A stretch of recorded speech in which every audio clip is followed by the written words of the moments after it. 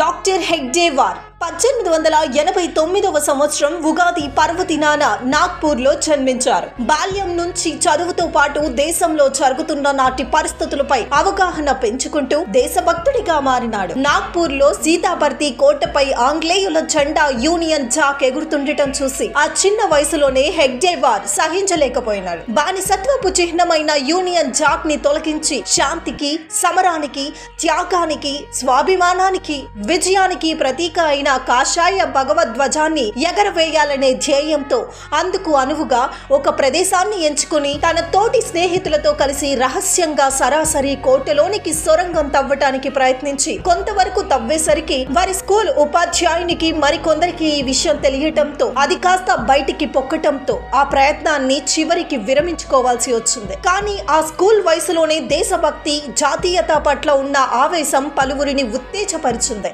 Doctor హెగ్డేవార్ యువకుడుగా ఉండగానే విప్లవకారుల అనుశీలన సమితి అనే సంస్థలో కీలక పాత్ర పోషించారు. లోకమాన్య బాలగంగాధర్ తిలక్, మహాత్మా గాంధీజీల నాయకత్వంలో సాగిన జాతీయ ఉద్యమంలో పాల్గొన్నారు. వివిధ సత్యాగ్రహాల్లో, ఉద్యమాలలో పాల్గొన్న హెగ్డేవార్ 1923లో ఒక్కసారి, 1930లో మరొకసారి జైలు శిక్షలను అనుభవించారు. అయితే ముస్లింలకు మితిమీరిన ప్రాధాన్యతను కాంగ్రెస్ ఇవ్వటాన్ని వ్యతిరేకిస్తూ వచ్చారు. హిందూ సంస్కృతి, సాంప్రదాయాల పరిరక్షణ కోసం, హిందూ సంఘటన కోసం, భారతదేశ స్వతంత్ర పరిరక్షణ కోసం ఒక సంస్థ ఉండాలనే సంకల్పంతో రాష్ట్రీయ స్వయం సేవక్ సంఘం ని 1925 విజయదశమి నాడు నాగ్పూర్, మహారాష్ట్ర నందు స్థాపించారు. హిందుత్వం అనేది భారతదేశంలో పుట్టిన ప్రతి పౌరుని యొక్క జీవన విధానం అని హెగ్డేవార్ త్రికరణ శుద్ధి విశ్వసించి జాతీయ భావాల వ్యాప్తికి ఇది సరైన వేదికగా ఆయన భావించారు. సంఘాన్ని స్థాపించే ముందు నాటి జాతీయ భావాలు గల స్వాతంత్ర యోధులైన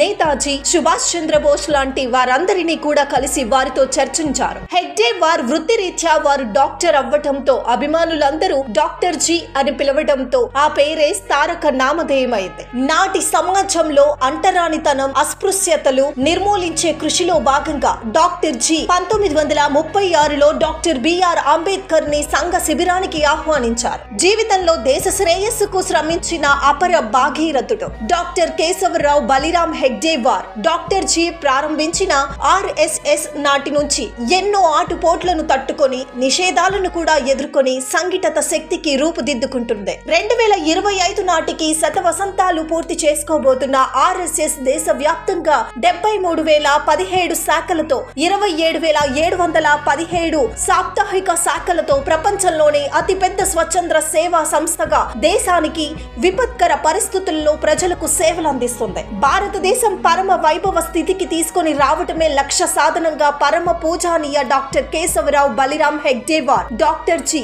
సంఘాన్ని అందించారు. జూన్ 21, 1940న డాక్టర్ జీ పరమపదించారు. వారు నిత్య ప్రాతః స్మరణీయులు.